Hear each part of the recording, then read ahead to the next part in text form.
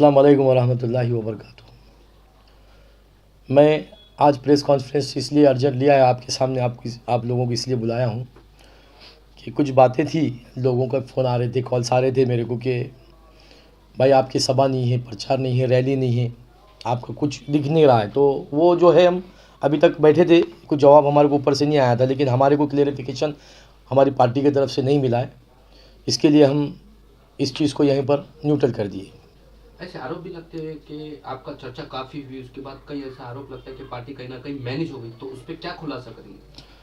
देखिए, party manage हुई ये तो बहुत दूर की बात है। पार्टी मैनेज होती तो हम सारे रिफॉर्म्स जो है हमारे उठा लेते। कैंडिडेट मैनेज हुए बोलते? नहीं, कैंडिडेट भी मैनेज नहीं है हमारे। कैंडिडेट तो साथ में ही है मेरे, और उन लोग भी अगर बोले तो मैं उनको कल बिठा देता हूँ आपके सामने। कैंडिडेट भी मैनेज नहीं है। यहाँ पर मसला हमारा ये है कि हमने जो शुरुआत से मेहनत की इस पार्टी के लिए, तो इस पार्टी के ज़िम्मेदारों ने जो है पार्टी को प्रोटोकॉल के हिसाब से नहीं चलाया, और हमारे बगैर इजाज़त जिला अध्यक्ष जो है वसीम शेख ख्वाजा मियाँ, इनके बगैर इजाज़त के 6 बीफार्म नांदेड़ में इन्होंने दे दिया गया हमारे जनरल सेक्रेटरी ने।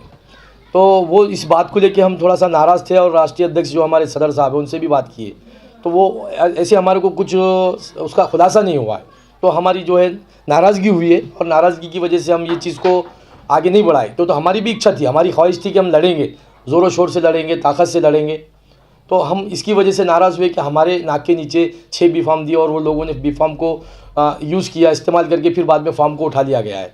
तो हमारी नाराज़गी यही है कि भाई उन्होंने हमारी पार्टी जो हमने मेहनत की है, तो हमारे को कहीं कोई ऐसे लोग उंगली नहीं उठा के बोलना कि ये बिके हुए हैं। तो यही वजह से मैं आप लोगों के सामने जिक्र का प्रेस कॉन्फ्रेंस लेके बताया हूँ। एक सवाल ये है, इलेक्शन से पहले जो तो पूरे मराठवाड़े में नाम हुआ था कि AIMIM पार्टी जो ऑल इंडिया मजलिस इंक़िलाब मिल्लत पूरे कैंडिडेट लड़ा रही कर, और पब्लिक के अंदर भी जोश था, तो वो पब्लिक को क्या करेंगे? देखिए, पब्लिक को अच्छी तरीके से पता है, हम ये लोग जितने भी कार्यकर्ता है, कैडर है हमारा, हमने बहुत सारी मेहनत किया है। पार्टी तो नहीं थी, लेकिन हमारे जो लोग थे, हम मेहनत जो करे। अभी माजी नगर सेवक जो है रज़िया बेगम, वो सभापति भी रह चुकी है बाल कल्याण समाज की, तो उन्होंने भी हमारे बोलने पे टिकट को एक्सेप्ट किया है। वसीम भाई ने भी टिकट को एक्सेप्ट किया है, जिला अध्यक्ष की पद को एक्सेप्ट किया है। ऐसे कई जो लोग हैं, जो कैंडिडेट हैं, उन्होंने एक्सेप्ट किया है।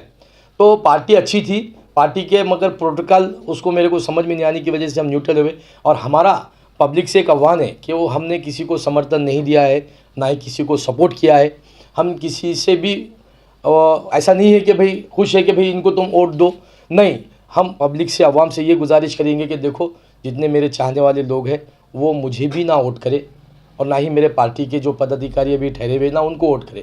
आप अपने कैंडिडेट्स जो है उनको वोट करें। मैं मेरे जिला अध्यक्ष, हम सब नोटा पे डालेंगे, नोटा पे डालेंगे।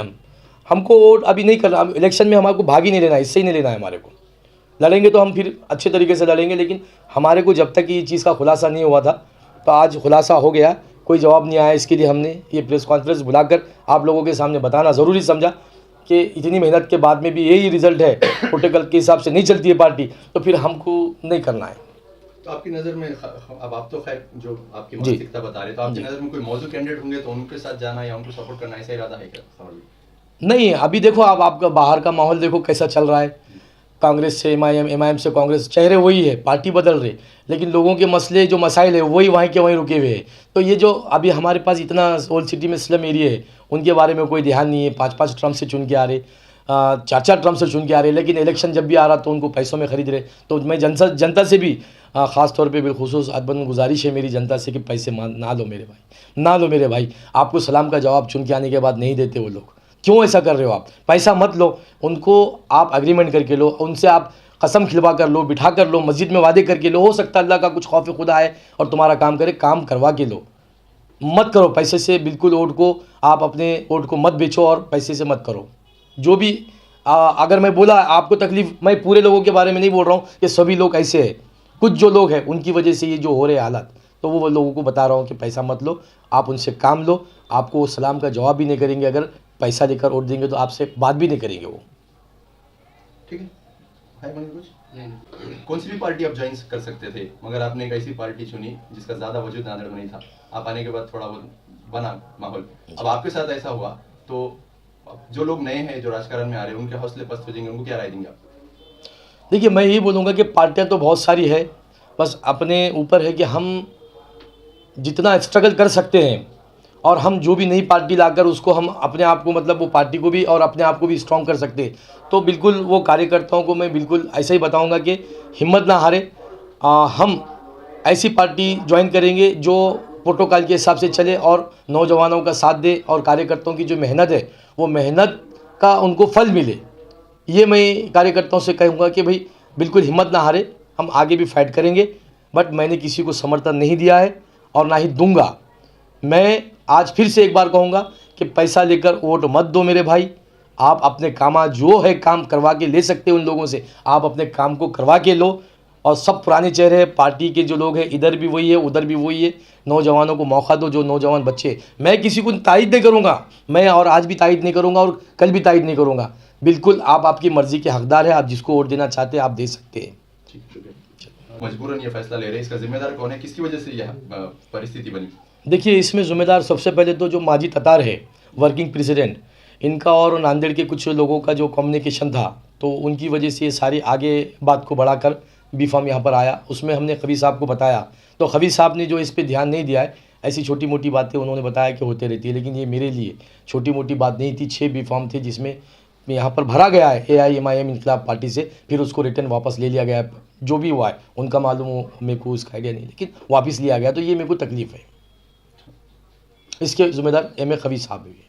और अब पार्टी से किनारा कशी कर रहा हूँ और मेरा कोई अभी भी आवाम से ये है कि वोट बिल्कुल आप मुझे तो वोट ही ना करे, ना मेरे पार्टी के जो कैंडिडेट खड़े हुए मैं उनको भी बताता हूँ, उनको भी वोट ना करे बिल्कुल, क्योंकि तो आपका वोट कीमती है। आप सही जगह पर वोट डालिए, सही जगह पर कैंडिडेट को चुनकर लाइए और बिना पैसे के, बिना जो अच्छा है समाज में काम कर सकता उसको आप वोट दीजिए। मैं किसी की तायद नहीं करता हूँ। कमल भाई, एक आखिरी सवाल, आपके उम्मीदवार है जी। प्रभाग 13 से और आप बोल रहे कि मेरे को भी वोट मत दो, ऐसा आपको लगता है कि कहीं ना कहीं क्या आपकी दूसरे पार्टियों से अंदरूनी जो है तो उनको समर्थन मिला, ऐसा ये भी खुलासा कर देना चाहिए आपको? नहीं, बिल्कुल इस चीज़ में मैं वो नहीं रखता हूँ। कोई समर्थन मैं इसलिए बोल रहा हूँ कि खुलेआम किसी का समर्थन नहीं है मेरा ना मेरे पार्टी के कार्यकर्ताओं का, ना कैंडिडेट, किसी को आप जो चाहे आवाम वो इख्तियार कर सकती है। मेरे चाहने वाले, मेरे ख़ानदान, मेरे दोस्त, आप मेरे पार्टी के कार्यकर्ता, वर्कर, कैडर, सबको बोल दिया है मैंने कि हमको वोट नहीं करना है और ना ही पार्टी के अपने कोई कैंडिडेट को वोट करना है, बिल्कुल नहीं। तो आप आपकी मर्ज़ी से वोट कर सकते हैं, किसी को भी करो, हमारा इसके अंदर कोई लेना देना नहीं। शुक्रिया।